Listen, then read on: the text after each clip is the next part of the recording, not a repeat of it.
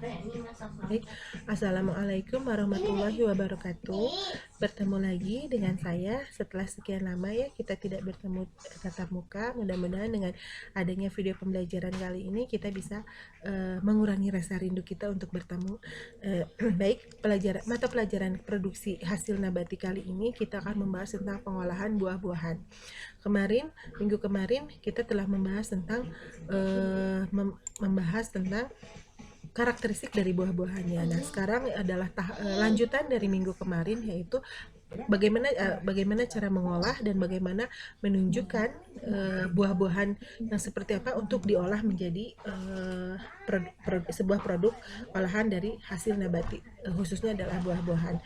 Baik, sebelumnya mari kita mulai dengan pembelajaran kali ini dengan berdoa. Saya persilahkan untuk berdoa.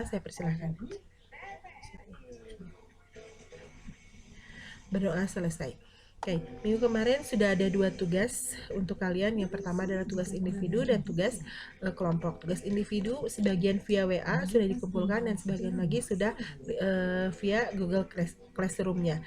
Nah, untuk lain kali tugas baik itu tugas kelompok maupun tugas individu silahkan dikumpulkan di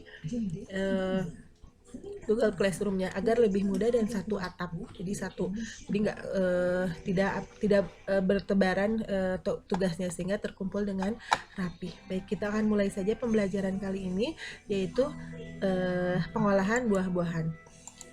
Oke, kompetensi dasar yang harus kalian miliki adalah yang pertama, kalian harus bisa mengidentifikasi buah-buahan segar untuk satuan produksi. Dan yang selanjutnya adalah kalian harus mampu, atau keterampilan apa yang harus kalian miliki, kalian harus mampu menunjukkan buah segar untuk satuan produksi. Misalnya, oh buah seperti ini itu cocoknya untuk dibikin jam.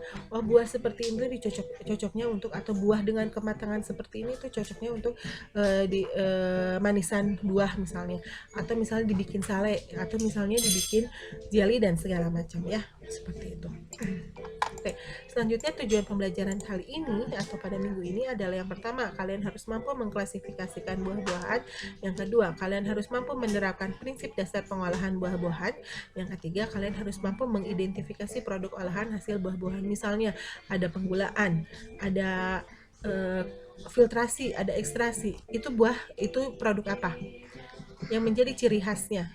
Oke, misalnya itu sirup buah, atau misalnya itu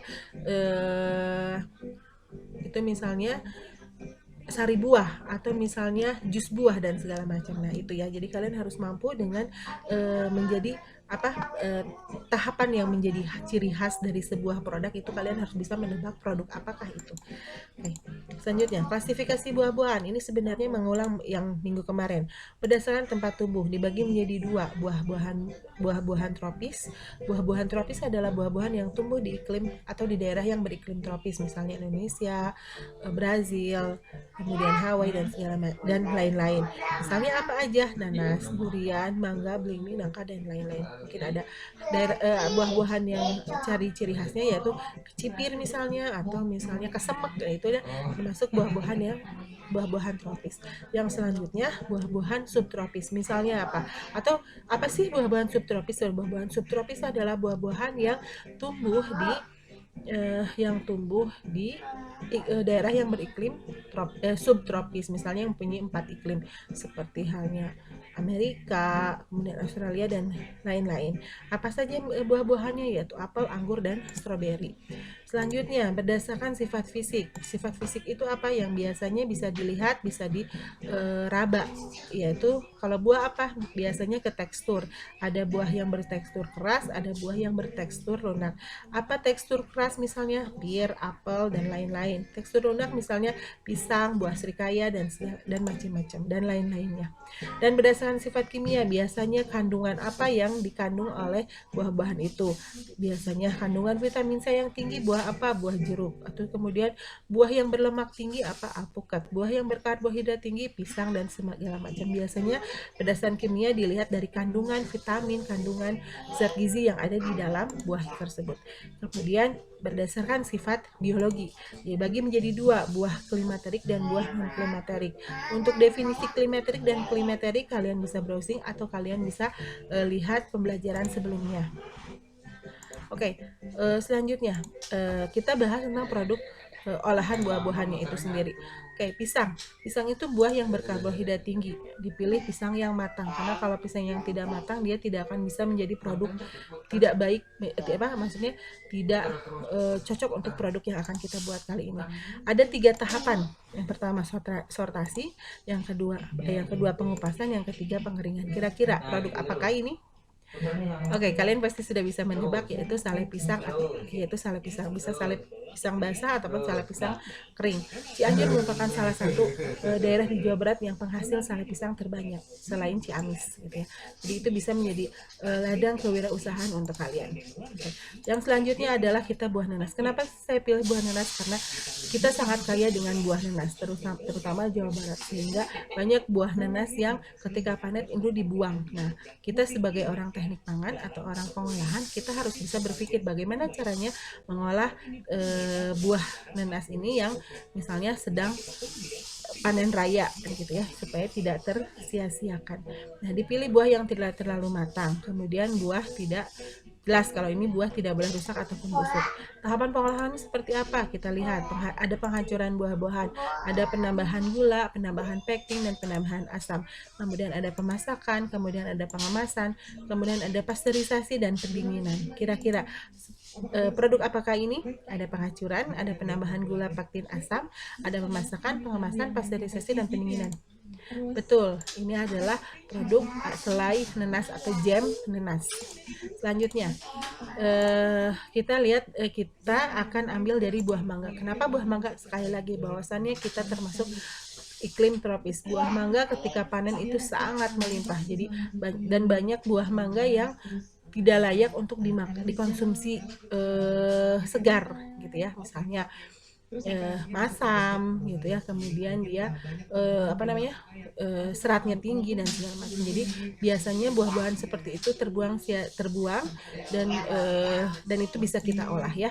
Nah, apa aja pilihan buah mangganya? Yang pertama, pilih buah mangga yang masih mengkal, daging buahnya cukup tebal dan tidak busuk. Itu jelas tidak busuk dan tidak rusak. Tahapan pengolahannya kita lihat, ada sortasi, ada pencucian, ada pengupasan, ada pengecilan ukuran, ada perendaman, kemudian ada pencucian dan penirisan, ada perendaman dengan larutan gula.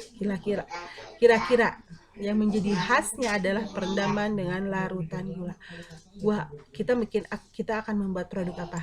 Oke, betul. Kita akan membuat manisan mangga, dan Cianjur merupakan salah satu pembuat manisan mangga yang terkenal di Jawa Barat juga. Nah, sekarang produk olahan selanjutnya adalah terbuat dari jambu biji merah. Kenapa? Karena dia vitaminnya sangat tinggi selain jeruk, gitu ya. Nah, dipilih dipilih buah yang sudah matang, karena jika masih mengkal, produk ini tidak akan jadi, gitu ya. Nah, selanjutnya adalah buah tidak busuk dan tidak rusak. Oke, pengolahannya adalah apa saja tahapan pengolahan? Yang pertama, sortasi. Yang kedua, pencucian, ada filtrasi dan ekstraksi, ada penggulaan, dan ada pemanasan. Kira-kira produk apakah ini? Oke, betul. Ini adalah sari buah jambu biji merah. Seperti itu. Nah, selanjutnya adalah kesimpulan, rencana pembelajaran selanjutnya, dan doa. Oke, kesimpulan akan menjadi tugas individu seperti biasa. Kalian harus bisa menyimpulkan apa yang dipelajari hari ini, gitu ya. Apa yang dipelajari hari ini kalian buat kesimpulannya secara individu. Kumpulkan di Google Classroom, di Google Classroom di kelas masing-masing, kemudian tulis di buku, kemudian difoto dan dikolasikan dengan foto ketika kalian sedang mengerjakan sesuatu biasanya. Nah, rencana pembelajaran selanjutnya ini berhubungan dengan video yang saya akan share ya. Nah, kita minggu depan kita akan buat produk dengan produk yang sama supaya latihan dulu. Nah, dengan produk yang sama, dengan buah bisa beraneka ya, buahnya bisa kalian pilih seperti itu per kelompok. Nah, kalian simak, kalian kalian teliti, kalian simak, kemudian kalian boleh penambahan dengan literasi, boleh lihat YouTube dan segala macam, gitu ya. Nah, silahkan kalian simak bersama kelompoknya masing-masing, kemudian kalian rencanakan nanti kita susun rencananya untuk minggu depan selanjutnya. Baik, untuk pertanyaan bisa kalian sisipkan di Google Classroom-nya masing-masing. Nanti insya Allah saya akan jawab